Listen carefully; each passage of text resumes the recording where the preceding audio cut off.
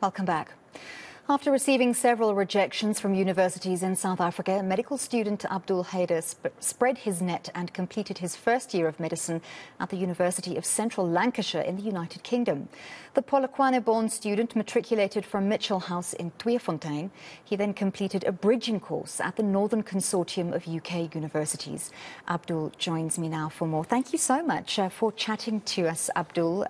Presume not from London, I see from Polokwane, but great to have you in the country briefly. So as I mentioned there in the introduction, you applied to several universities in South Africa but received only rejection letters. Now, I'm assuming if you wanted to study medicine that you must have done very well in your matric exams. So did these South African universities you applied to give reasons for rejecting you? Good evening, Anli. It's a pleasure to be in an interview with you. Thank you so much for the introduction, by the way. Thanks for that. Yes, so I did apply to South African universities, to be precise. University of Pretoria, Stellenbosch University, and University of Cape Town. I did apply for those for medicine, as you mentioned, but unfortunately none of the applications were successful, and the response was something generic, nothing too surprising. Unfortunately, so that must have been quite a worrying and difficult process, getting rejection letter after rejection letter, but you didn't let it deter you. So how did you hear about the Northern Consortium of UK universities, the NCUK bridging course, and how did that spark this passion of yours to carry on with your dream? Oh, absolutely. It definitely took a toll on me, getting rejection letters from universities that I looked up to, that I really loved, that I had heard some amazing stories about. It wasn't easy. It was definitely a journey on getting away from that and moving on to a better mindset, a better place mentally. So I heard about the NCUK from a mentor. A really good friend of mine. He knew I wanted to study medicine abroad, and so he was working out options for me, and he had heard about the NCUK. They were offering an IFY program, which had recently included medicine as one of its pathways to study abroad. And so I heard that from him, and I contacted NCUK, and I joined the six-month program, the bridging course, and I was on my way, to be honest. They paved the path for me to study medicine abroad. Just reinforcing again the importance and the influence of mentors in one's life. It's a 6-month course, essentially giving you an A-level equivalent. Is it aimed specifically at South African students or at international students from any country? Also, yes, like you mentioned, it is an A-level equivalent degree. It's got really good similarities with the A-level syllabus that is offered in Britain, in the UK. No, it is not just offered to South African universities. It is an international. It is open for international students, as is the name, International Foundation. Yeah, it is open for students from all over the country. The only requirement is for you to complete your matric with a certain grade. So this course, this bridging course, opened the door for matriculants like yourself to study in a number of countries: the UK, Canada, the USA, Australia, New Zealand, if I'm correct. Why did you choose the UK and specifically the University of Central Lancashire? So I had heard about universities in the UK offering some amazing medical courses. I did my research. And I found that the offers that are given by UK universities and the opportunities that are provided afterwards, especially in terms of community care, placements, and where exactly you're placed in Britain.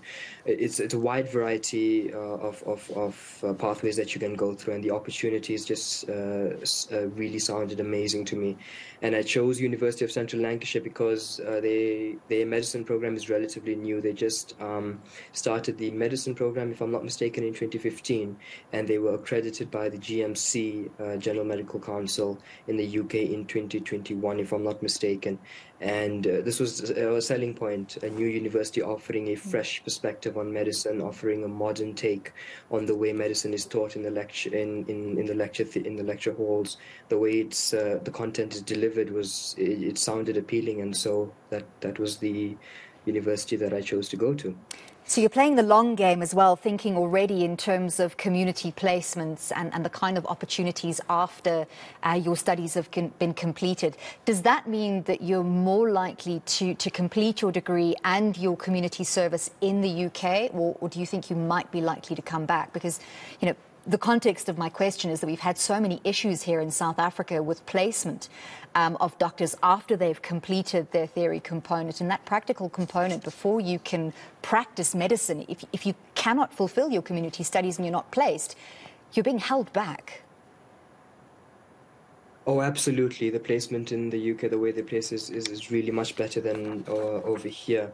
The reason I say this is because we started with medical placements really early. At the end of our year one, in fact, we were placed in the hospital, in the GP, as well as in the community, which gave us plenty of opportunity to see how medicine evolves outside the clinic, to see how medicine evolves outside the classroom, how it presents itself within the community.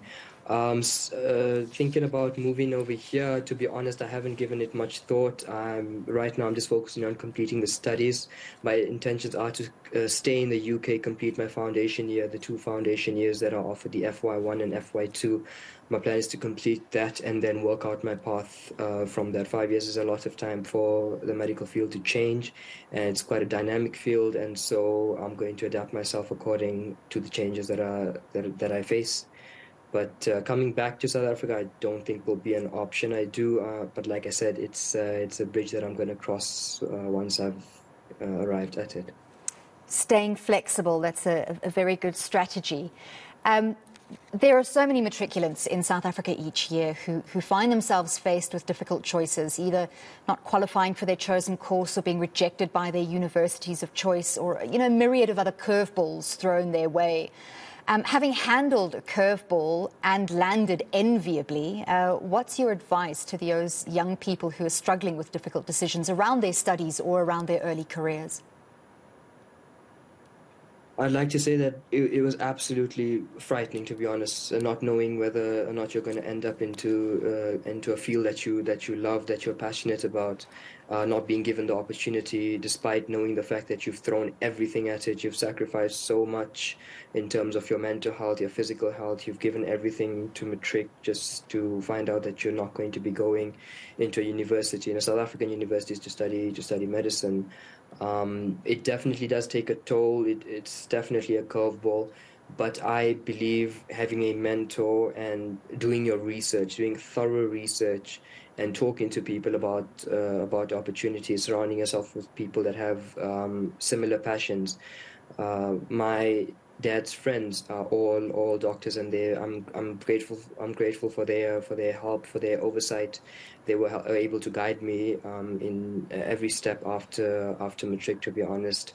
And so it definitely was a curveball, but I say talk to people, do your research, find out as much as possible as you can about studying abroad after matric. The NCUK IFY program is an amazing program, not only medicine, but many other fields that you would like to get into, IT, business, anything, you name it. So countless universities in New Zealand, the States, United Kingdom, Australia, they offer some amazing programs. And the bridging course, yes, it's 6 months. It is quite long. After matric, when you find out all your friends are moving on to year one, they're halfway done, and you're still here doing the bridging course. It does take a toll, but know that it's definitely worth it. The hard work that you put in is definitely paid off once you go abroad. Once you land at the airport of your desired country, you know you've made it, and you just finally realize that yes, this is what I've been working hard for. I know I've been not given the opportunity to study in my home country. But if one door closes, or in my case, if 3 doors close, one door opens, and luckily that was the UK. And it's absolutely South Africa's loss. I've got perhaps a tricky question for you. Being a medical student, no doubt you've done a lot of research about access to healthcare, and that would probably form part of your formal training. But comparing access to quality healthcare in South Africa, which we know has been challenging given the socio-economic disparities, to the NHI system in the UK, which is not entirely free of its own challenges, do you think we'll be able to implement a national health insurance system here in South Africa on a similar kind of a model, given the scale of our challenges? So let's first take a look at how the medical system is organized in South Africa. If I'm not mistaken, obviously it's some public-owned or sorry, government-owned. These are public hospitals, public clinics, and you have the other percentage which is privately owned, and obviously both have their pros and cons. The pros of privatized healthcare being that no waiting queues. If you've got the money, you can the amount of treatment that you get is diverse. There's a whole range of treatments that you can get. The con is obviously the amount of money. You need to be financially well off, to say the least, to be able to access the healthcare system privately. Public has its own issues. I think I was reading a statistic the other day, if I'm not mistaken, 0.77 doctors for every 1,000 patients in the public sector, which is an appalling figure. It's absolutely horrendous the way the public sector the government sector is organized. Then moving on to the UK, we have the NHS, obviously one of the biggest political success stories for I think the better part of 2 decades. But obviously they've got severe amount of problems, especially with COVID-19 hitting them really badly. Understaffed, underpaid, understaffed and underpaid are the biggest issues that are raised within the NHS. Definitely some poorer areas that I visited in the UK where doctors are unable to go through with full treatments in the poorer populations, just due to the fact that there's not enough time and there's just so many patients to get through. I think one thing that South African can implement is giving people more opportunities, especially after matric, to move into medicine, to just loosen the grip a bit, because South Africa definitely needs medical doctors. The doctors that graduate from South African universities are highly sought after in other countries, especially the States and Australia, as you're well aware. People that graduate from here, they're moving abroad to practice. So if South Africa retain their matrics and they retain the interest, and they hold on to people that are willing to give their lives away, because medicine is a lifelong learning journey. It's not something that ends as soon as the 5-year or the 6-year course ends. It goes on in your senior years. It goes on, and so the fact that South Africa is not holding on to students that have the capability, the willingness to sacrifice their entire lives just to give to the service to other people, to the community, is a little disheartening, to be honest. I think the biggest thing is to just let more med students in, not based on race, not based on status, not based on any background, family backgrounds or anything, no family connections, but rather on merit. On academic merit. I think they should look at that and then decide if a person is worthy of studying medicine in South Africa. Abdul, it's been an absolute pleasure chatting to you. Unfortunately, we do have to leave it there, but we wish you all the best for the rest of your studies. When are you heading back to the UK? Thank you so much for the interview. I am heading back on the 8th of September. Unfortunately, it's going to be freezing when I go there, so I've basically spent my entire year in winter. Well, safe travels and all the best. That was medical student Abdul Haider. Definitely South Africa's lost and the UK's gain.